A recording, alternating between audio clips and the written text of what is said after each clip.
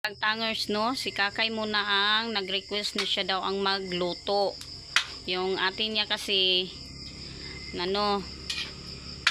sakitan sa ngipon. Masakit yung ngipin ni Ate Cherry Joy. Nakatulog siya. Kaya naawa si Kakay. Siya na ang nag-back up kay Ate Cherry Joy nga siya na ang magluto. Nagluto siya ng adobong manok. Ayun, no. Yan. Mag-practice ka magluto, Kakay, ha? Para kung wala si ate, ikaw ang mag-pole pagluto. Yan. Pikas niya ang kahoy kasi sobrang laki. Ang bait talaga ni ate ngayon. Ang bait ni Kakay ngayong gabi. Ano kaya ang gusto niya ngayon? Cellphone. Wow, cellphone good. Ang mga ambisyon ng cellphone. Wala tayong pangbili dyan.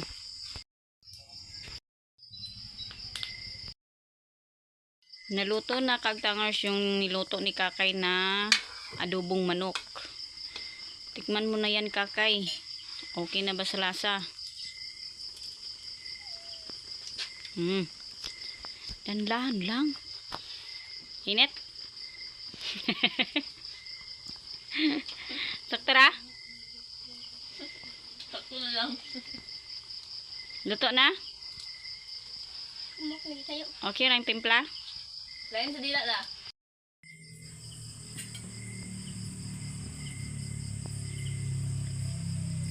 Kainan na mga kagtangers. Kain na tayo. Luto na yung adobong manok ni Kakay. May saging na rito. Yan. Nagsimula na silang kumain. Mga kagtangers. Kami lang dito ang natira mga kagtangers. 4 na babae. Kasi yung mga lalaki umalis. Nandun si Lablab sa Mantangali. Si Wawi naman nandun sa nag-extra pala. Nag-extra trabaho doon sa tindahan. Tapos si Gogoy nandun sa kanyang nanay. Nanay Iba doon sa Kabulakan. Okay, kain muna tayo mga kagtangers. Malakang absente. Yan. Ayaw ni tita sumama sa video. Yan sama din? Sama ba?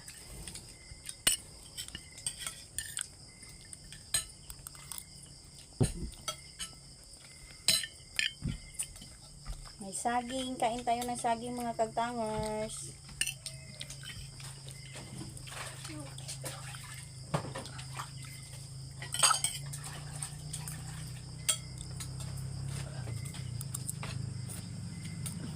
Masarap daw ang luto ni Kakay mga kagtangers. So, sabi ni Ate Cherry Joy.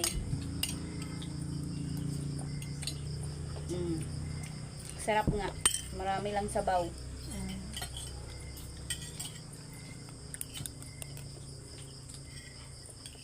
Sunod niya, ikaw na po ang mag-aral magluto para Mag-quiz sila yun. ikaw na magluto pag wala si Ate Cherry Joy. Ano, mag-quiz na yung kada magluto. Sibog sa bangko kayo da. No, sa. Tindog lang. Huwag sa'yo mamatulog sa kwano. September 25. Aray. 26.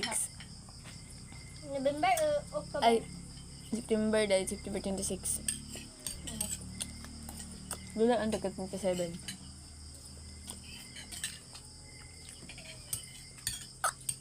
Limpi ni matulog sa tumbler ma. Ano ka anak ka lahat eh? Ano sa Banya kay? Alipet. Kilahan. Yung plate ay.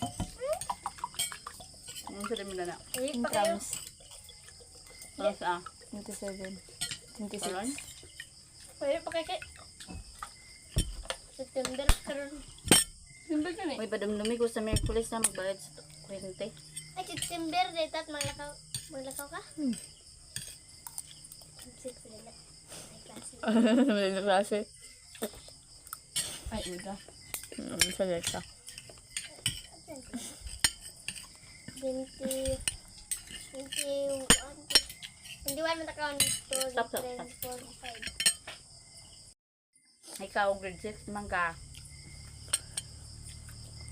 Ikaw na yung maglaban ng yung mga damit. Si ate noon, ate Cherry Joy, grade 4 pa.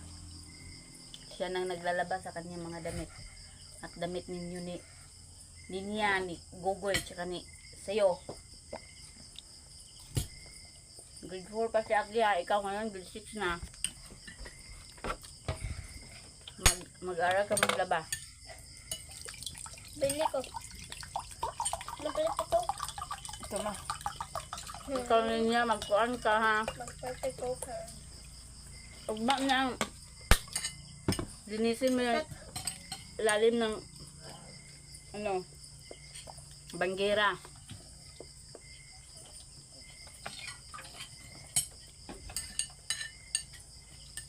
Ikaw niya. Kakay na natirang kumain. Siya na rin maghuhugas ng mga pinggan ngayon kasi siya ang huli. Sino maghuhugas ngayon ng pinggan? Ninya. Kaya una naghuman kaon. Imo gason nun yang. A few moments later. Mga kagtangers, tapos na kaming kumain. Sininya nang maghugas ng mga pinggan. Hugas siya ng pinggan mga kagtangers kasi schedule niya ngayong gabi.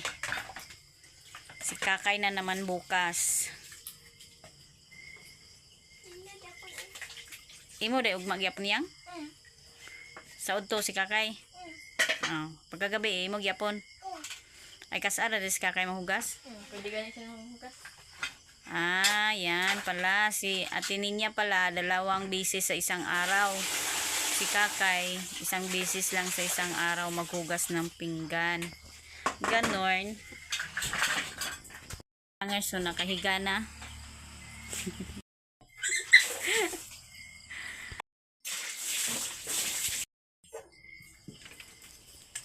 Pakain mo na yan sa aso niya yung ano eh.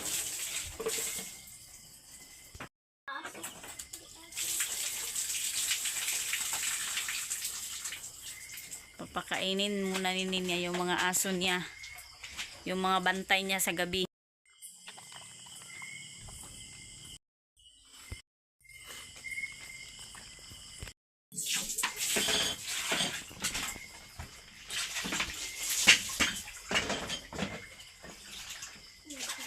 Sabunisan ang planggana yan.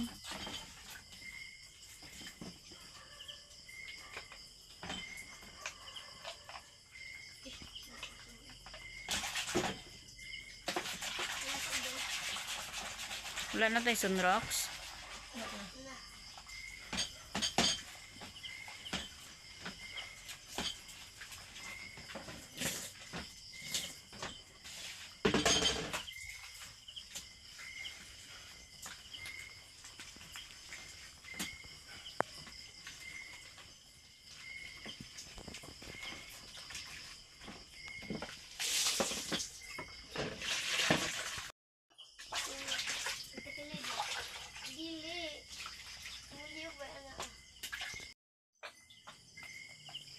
Yan si Kakay ano lang, pahigda-higda lang.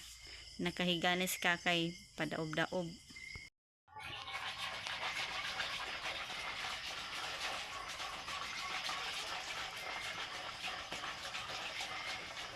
Bigyan na sa tubig yung manabunyang oy. Yan, tama yan niya. Unahin mo yung mga baso. Sunod yung mga kutsara. Bakit inuuna yung mga baso paghugas? Dumay naman buling.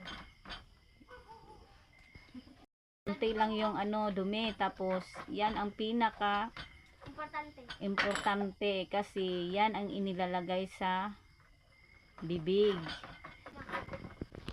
Yung kutsara at baso ang pinaka importante na dapat unang hugasan, sabunan. Yan, dahil yan ang pinaka sa lahat ng bagay tungkol sa pagkain. Yan kasi yung baso, ginagamit mo sa pag-inom ng tubig. Oh, pwede mo siya paggamit. Nilalagay mo sa bibig, di ba? Tapos yung kutsara, ginagamit mo rin sa pagsubo ng pagkain. Oh. Dapat yung pinakauna.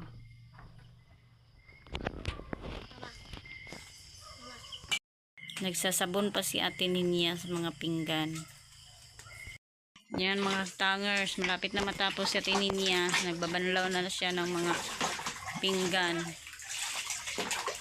Binabanlawan na niya yung mga pinggan, yung mga baso inuuna niya.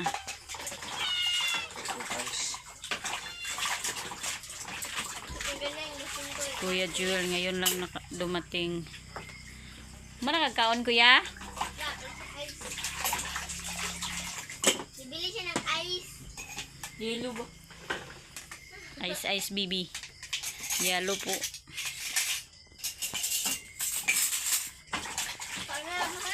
Ay, ang ice. Puti, di ba? Puti. Anong yelo sa Tagalog? Yan. Nalagmang ako. Nasaan ko? Nasaan?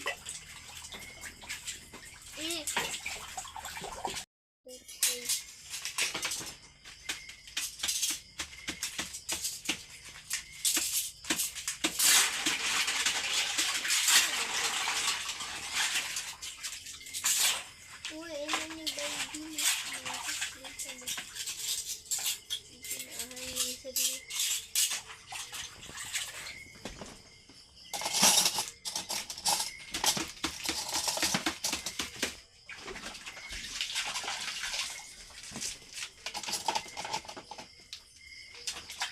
Wala namang bote na na bote ang Tagalog.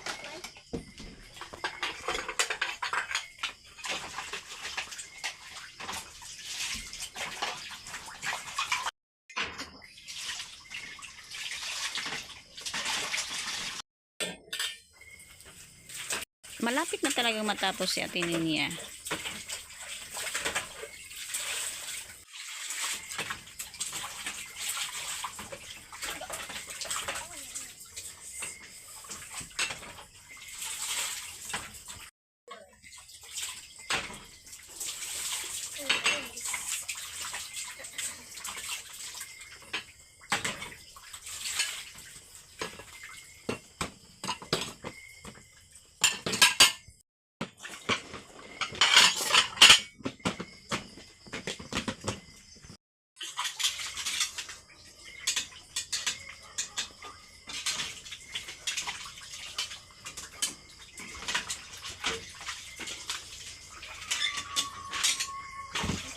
Yan mga kaagtangers, tapos na si Ninia maghugas ng pinggan.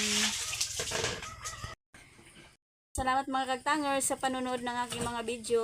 Bye-bye!